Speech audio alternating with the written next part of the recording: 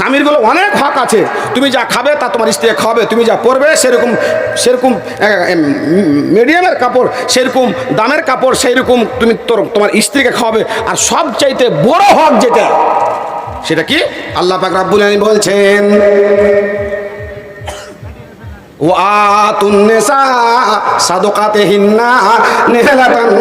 আল্লাহ পাক বলছেন, বান্দা সব চাইতে বড় হক, যেই দিন তুমি তোমার শ্বশুর বাড়িতে গেছিলে, যাওয়ার পরে কবুল করেছিল তোমার অর্ধাঙ্গিনী সাগর সেচনা মানিক, আর তুমিও করেছিলে বিবাহ বন্ধনে আবদ্ধ হয়ে বাড়ি চলে এসেছো।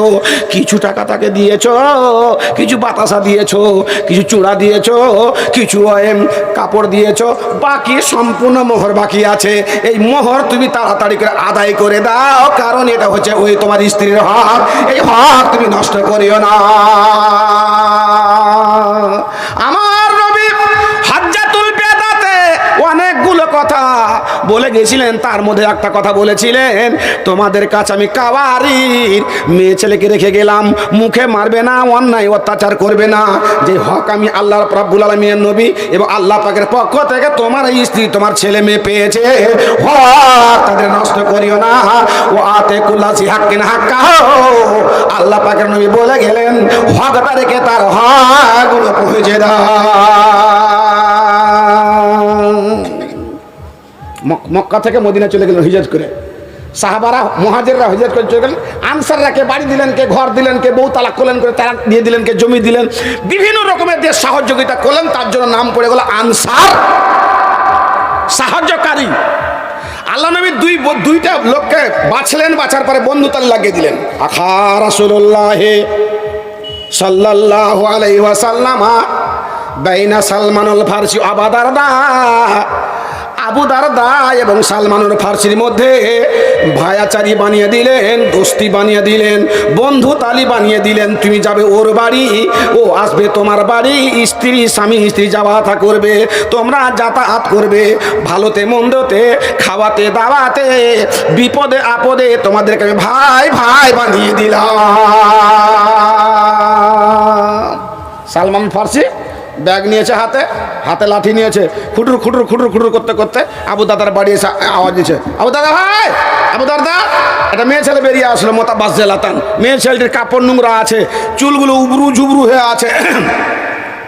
জি, ওদের যাতায়াত আছে তো, দেখে চিনে ফেলেন। মা মালি আরাকা মোতাবাস জেলাতান, কি ব্যাপার উম্মে দারদা, তোমার এই অবস্থা কেন? তোমার ভালো কাপড় নাই, তোমার ফেয়ার অ্যান্ড লাভলি মুখে নাই, তোমার চুলগুলো উবরু ঝুরি হয়েছে, তুমি শ্যাম্পু মাখোনি, তুমি ব্যাপারটা কি তোমার?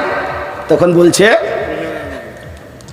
ওগো আবু সালমান, লাহা জাতা ফিদ দুনিয়া, তোমার বন্ধু আবু দারদা পৃথিবীকে কোনো কিছু মনে করে না, স্ত্রীকে কোনো কিছু মনে করে না, ছেলে মেয়েকে কোনো কিছু মনে করে না, খাওয়া দাওয়াকে কোনো কিছু মনে করে না।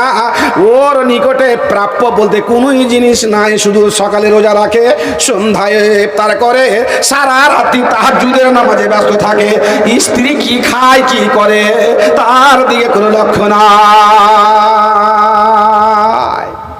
আবু দারদা চলেছে বাড়িতে, বাড়িতে আসার পরে খাবার তৈরি হলো, খাবার তৈরি হওয়ার পর তখন খাবার নিয়ে গেছে কার কাছে? সালমানুল ফারসির কাছে। বন্ধু খেয়ে লাও। তখন বলে, তুমি খাও। আমি খাবো না। কেন? আনা সাইমুন, আমি রোজা রাখ। সালমানুল ফারসি আনাবে আকেলিন হাত্তা তাকুল মাই। সালমানুল ফারসি বলছে, আমিও খাবো না যতক্ষণ পর্যন্ত তুমি মেজবান না খাবে, ততক্ষণ আমি মেহমান তোমার বাড়িতে খাবো না। কেন খাবে না? কিসের রোজা রেখেছ? বলছি নফল রোজা। নফলকে তো তোমাকে রাখতে কইলে, হ্যাঁ, কখন রাখতে হয়, কিভাবে রাখতে হয়, তার বিধি কি, বিধান কি? হ্যাঁ, উল্টা সিধা কাজ করছো তুমি। ছাড়ো রোজা, ছাড়ো। জোর মস্ত করে ছাড়িয়ে দিল। রোজা ছাড়িয়ে দেওয়ার পরে খাওয়া দাওয়া করার পরে মাগরিব হলো, নামাজ হয়ে গেল, এশারের নামাজ হয়ে গেল। এইবারে করছেন কি, এশারের উজু বানিয়ে নিয়ে নামাজ রোজা থেকে নামাজ থেকে ফারেক হওয়ার পরে তাহাজ্জুদের নামাজ পড়ার জন্য চলে যাচ্ছেন। সালমানুল ফারসি বলছেন, নোম শুয়ে যাও, শুয়ে যাও, রাত্রিকে 3 ভাগ করে 2 ভাগ স্ত্রীর কাছে ঘুমিয়ে যাও, 1 ভাগে গিয়ে তাহাজ্জুদের নামাজ পড়ো। এইরকম তাকে কথা বলার পরে সকালে আল্লাহ পাকের নবী, দয়া নবী, নবী মুহাম্মাদের কাছে তাজকেরা হয়ে গেল। হুজুর গো, সালমানুল ফারসি আবু দারদার বাড়িতে গিয়েছিলেন, এরকম ঘটনা ঘটেছে। আল্লাহ পাকের নবী দয়া নবী মুহাম্মদ বলেন, ফাতেজিকুল্লাহ হাক্কিন হাক্কাহু, সালমানুল ফারসি যা করেছে সমস্ত ঠিক করেছে। কারণ তুমি জানো না, ওয়াইন্নালে যাওয়াজকা আলাইকা হাক্কান, তোমার বিবির হক রয়েছে, তোমার বিবিকে হক দিয়ে দিতে হবে। তোমার চোখের হক রয়েছে, ঘুম পাড়তে হবে। তোমার শরীরের হক রয়েছে, খেতে হবে। তোমার ছেলের হক আছে, জি হাক্কিন হাক্কাহু, হকদারের হুকুকে তার কাছে পৌঁছে দিতে হবে, হক নষ্ট করতে হবে না। জি পিছন দিকে মুখ করে এইবারে তখন এলাহি বক্স বলছে, ও গো ম্যাজিস্ট্রেট, জজ সাহেব, হিন্দু মুসলমানের মধ্যে যে জায়গা নিয়ে বিবাদ হয়েছে, বিষমাত তালোয়ার বের করাকরি হয়ে গেছে, রাইট শুরু হয়ে যাবে, মারামারি শুরু হয়ে যাবে। আমি মুসলমানের ঘরে জন্ম করেছি, আমানই বলে গেছে সাক্ষী যারা মিথ্যা সাক্ষী দেয় আল্লাহর গজব নাজিল হয়, কিয়ামতের কোটে তার জন্য জাহান্নাম অবধারিত হয়ে যায়। আল্লাহ পাক বলে গেছেন, কাজী তিন প্রকার, দুই প্রকার কাজী হবে জাহান্নামে, দুই প্রকার বিচারক হবে জাহান্নামে, এক প্রকার বিচারক যাবে জান্নাতে। আপনি বিচার ফয়সালা করে দেন, যে জমি নিয়ে গন্ডগোল আছে মসজিদের ব্যাপারে, ওই জমিটা মুসলমানের জমি নয়, ওই জমিখানা হিন্দুর জমি, এর নাম মুসলমান। ইহুদি আর মুসলমানের জমি নিয়ে গন্ডগোল হয়েছে, বিচার চলে গেছে কোথায়? আল্লাহ পাক বলে তো বলছে, কাব ইবনে আশরাফের কাছে বিচার নিয়ে চলো। ওদের একটা বড় মাপের ওলামা ছিল ইহুদিদের, বলছে কাব ইবনে আশরাফের কাছে বিচারে চলো। আমরা কাব ইবনে আশরাফের কাছে বিচার নিয়ে যাবো না, নবীর কাছে বিচার না। নবী সাহেবের কাছে বিচার নিয়ে গেল, তো বিচার আল্লাহ নবী ফয়সালা করে দিলেন, বিপক্ষে বিচার ফয়সালা করে দিলেন। যোগী বুলডুজার চলছে শুধু মুসলমানের ঘরের উপরে, আতিকের ঘরের উপরে, পুলিশের সামনে কট্টি মেরে ফেললে। বন্ধুরে আমার নবী দয়ার নবী বিচার করছেন ইহুদি এবং মুসলমানের মধ্যে। কারণ কোরআনে আল্লাহ বলেছেন, ওয়াইজা হাকামতুম বাইনান নাস আন তাহকুমু বিল আদল।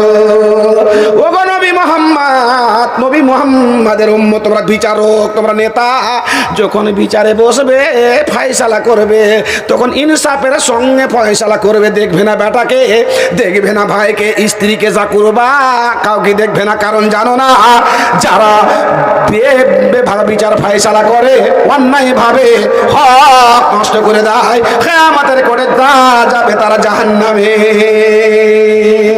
আল্লাহ পাকে নবী দয়া নবী মুহাম্মদ জমি সংক্রান্ত ব্যাপারগুলো শুনলেন, আর শোনার পরে মুসলমানের বিপক্ষে ফয়সালা দিয়ে দিলেন, ইহুদিকে জমি দিয়ে দিলেন। মুসলমান নাখোশ হয়ে গেল, নারাজ হয়ে গেল, চলছে আমি বিচার মানব না, সানি বিচার করব, দ্বিতীয় বিচার করব, আমি আপিল করব। আপিল করা বলে নিয়ে চলে গেল উমর ফারুক রাদিয়াল্লাহু তাআলা আনহুর কাছে। ওখানে গিয়ে বলছেন, হুজুর গো, এরকম বিচার হয়ে গেছে, দেন আপনি বিচার ফয়সালা করে দেন। ও ভেবেছিল উমরের কাছে যাব, রাগী মানুষ, ইহুদির বিপক্ষে আমার বিচার ফয়সালা করে দেবে। রোয়েদা হালুম্মা, উনি জানেন যে বিচার এইভাবে হয়েছে। ঘরের মধ্যে গেলেন, আর ঘরের মধ্যে যাওয়ার পরে বাংলা তালোয়ার হাতে নিয়ে বেরিয়ে আসলেন। আর বেরিয়ে আসার পরে মুসলমানের গলায় এবং মাথাকে দুই টুকরো করে দিয়ে বলছে, এটা হলো বিচার, ওই বিচার যেই বিচার নবী মুহাম্মদ করেছেন। আর নবী মুহাম্মদের বিচারকে অমান্য করে তুমি উমরের কাছে এসেছো, হলো এটা আসলে বিচার। এলাহি বক্স যখন বলে দিল, ওই মসজিদের জায়গাটা হিন্দুদের জায়গা, মুসলমানের জায়গা নয়। মুসলমান অন্যায় ভাবে, ভুল ভাবে ওরা বেচা কিনা করে মসজিদ বানিয়ে দিয়েছে, তুমি লিখে নাও এবং হিন্দুকে ওই জায়গাটা দিয়ে দিয়ে মসজিদের ঘর গুড়িয়ে দাও। বন্ধু, মুজাফফরনগর ইউপির মধ্যে মাঝালা গ্রাম, এখন ইতিহাসের পাতা লেখা আছে, সেই দিন রাত্রিকালে 1-2 করে 5,500 হিন্দু মুসলমান হয়েছে।